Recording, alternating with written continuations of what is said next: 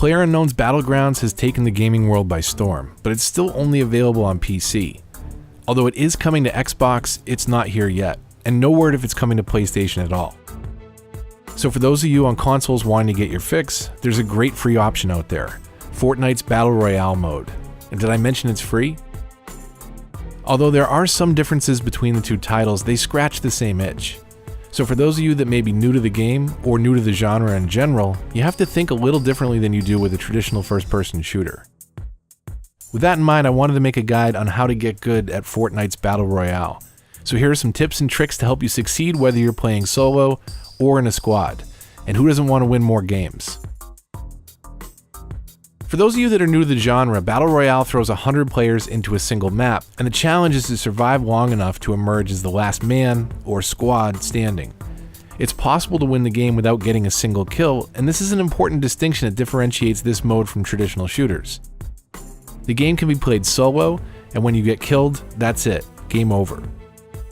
But it can also be played with a squad of up to 3 other friends, which in my opinion is a much more enjoyable way to play the game. If you get knocked down, you can still be revived by a squad mate and continue the fight. In order to keep the game moving, Fortnite, just like Battlegrounds, uses a concept to force players continuously towards each other, into smaller and smaller areas as the game progresses. To stop everyone from simply camping and avoiding combat until everyone dies of boredom, this playable circle, which is called the Storm Eye, decreases over time, and if you're not fighting inside of it, you're going to take damage very quickly. You have to be constantly aware of where you are relative to this circle, and be ready to move at a moment's notice. Every few minutes, the center of the circle moves slightly and shrinks. You want to be somewhere inside that circle sooner rather than later in most cases.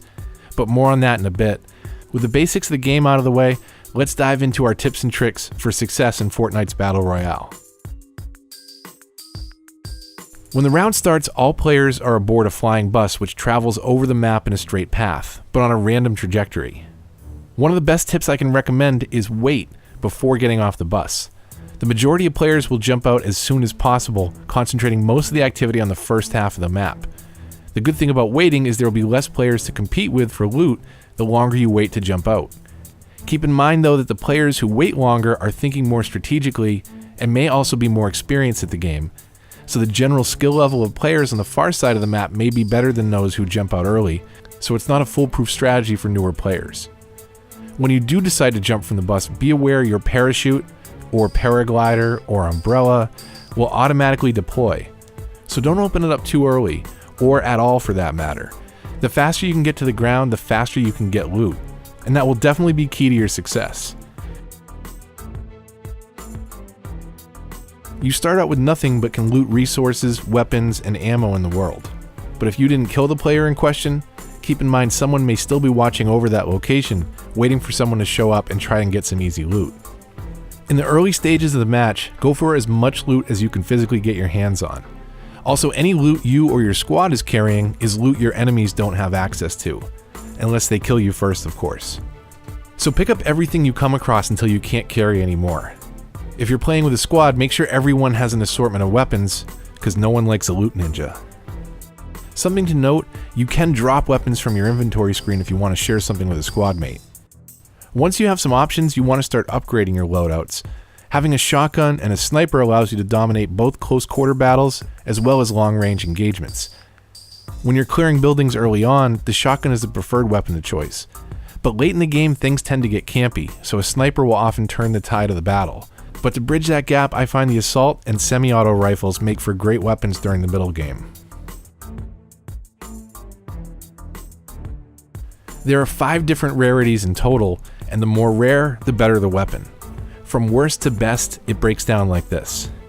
White is common, green, uncommon, blue, rare, purple, epic, and last, orange, which is legendary. There's one simple rule regarding rarity. If a higher rarity of your current weapon shows up, swap it out. It's a no-brainer and it provides an instant upgrade on whatever you happen to be carrying at the time. The higher rarity version of any weapon does more damage and has less recoil. You can find rare items where you find regular drops, but be sure to listen for the twinkling noises that are made by special loot chests. If you hear one, head to it as soon as possible and you'll likely get some high quality gear from it. Now, if you're a PUBG player, then you need to start retraining your brain to think about movement a little differently. A few small changes from the Battlegrounds formula have a dramatic impact on the gameplay in Fortnite. Always crouch unless you absolutely have to run. You have less recoil on your weapons, and you make less noise when you're in this stance. You're also a little bit smaller of a target when crouching too, so it increases your chances of winning some gunfights. And, unlike Battlegrounds, running is a pretty easy way to see players because they leave a cartoon dust trail behind them. Don't make things easy on your enemy, move low and quiet whenever possible. Another change for the Battlegrounds crowd to be aware of, the environment in Fortnite is destructible. Walls, ceilings, even trees can be shot and destroyed in just a few seconds. Of course, it's not the most realistic concept to be able to cut a tree down with a couple of bullets from a rifle, but it's the reality of Fortnite. Don't get caught off guard hiding behind destructible cover, and don't forget to use it to your advantage when someone else is hiding behind cover. And regarding that destructible environment, you can break down pretty much anything to gather raw materials for building later on. And it's important to note you should do most of your building in the end game. Don't waste all your materials early on creating a super bunker for you and your squad, only to have the storm force you out to another location. But as the circle closes in and the end game is near, building can be the difference between coming in second and a chicken dinner for the winner. Note, if you happen to find an RPG earlier, they're one of the best tools for taking out late game enemy bases. And one more thing on building. If someone is camping the upstairs of a multi-floor structure, don't forget that you can build a ramp to get up to areas quickly.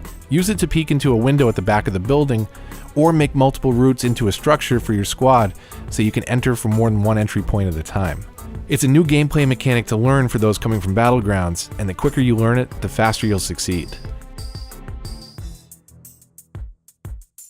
There are two schools of thought when it comes to the map and playing the encroaching storm. First, you could play from the edge of the map, waiting for players and picking them off as they race towards the next playable area. It takes a lot of skill and a little bit of luck to pull this off, but it's definitely a viable tactic.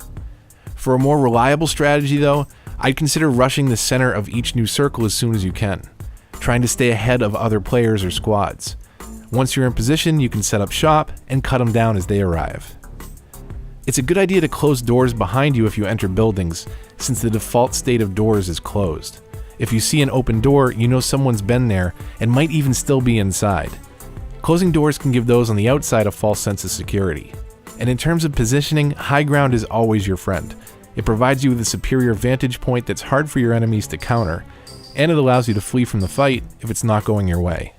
Remember that if you can't get to where you want on foot, you can always craft your way up sharp slopes pretty quickly with the building mechanics. Wherever you end up, being there first is always advantageous. Try to keep enough resources on you to be able to build an emergency wall. You don't want to get caught out in the open without enough resources in your backpack to build some shelter if it's needed. Ideally, you should aim to have around 300 of each resource on you at any given time. When you need a quick shelter or ramp, use wood and be sure to save the stone and metal resources for later stages of the game, as they provide the greatest level of protection against incoming fire. And when gathering resources, remember two things. First, breaking down things with your pickaxe makes noise. A lot of it. You can easily give away your position, so be careful. Second, it's pretty obvious when someone is breaking down a house, and you can see it from a good distance away. And when you're chopping down trees to build that summer cabin you always wanted, it can be very obvious from a great distance when trees start disappearing on the horizon. Get what you need, move away from the location as quick as you can.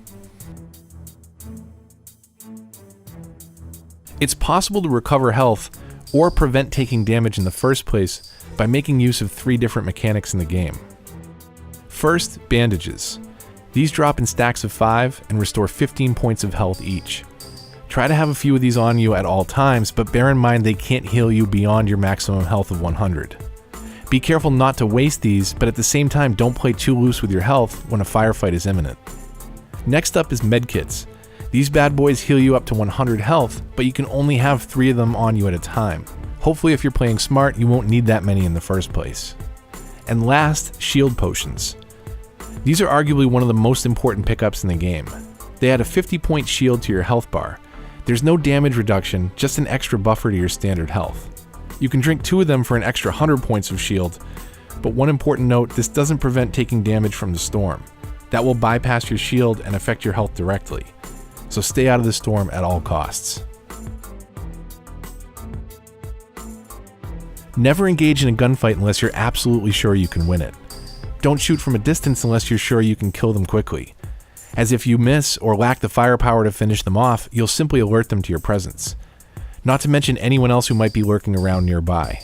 When other players or squads are fighting nearby, sometimes it makes sense to wait. Let them wear each other down, and then when the winner of the fight lets their guard down to heal, revive, or loot, hit them with everything you've got. Just be aware someone else may be trying the same strategy on you. If you're playing in a squad with friends, make sure and stick together at all times, and don't get drawn into solo fights. If you get taken out by someone else, one of your allies can assist in getting you back up, but only if they're actually nearby. Getting buildings cleared as soon as possible is vital as well, and a team of friends can clean a house out of loot much faster than a single player can. And while sticking together is good, don't stick too close. Sometimes maintaining a spread can save your lives. Let one player poke their head out first.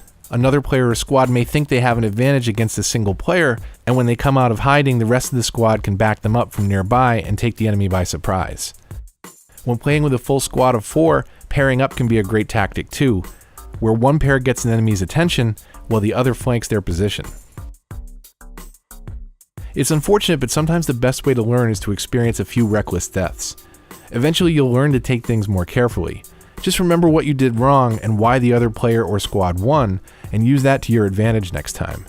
Hopefully some of these tips and tricks were useful to you, but at the end of the day, with 100 people running around a relatively small map, no one strategy will be 100% successful. But by keeping your wits about you and playing to your strengths, a chicken dinner will definitely be in your future.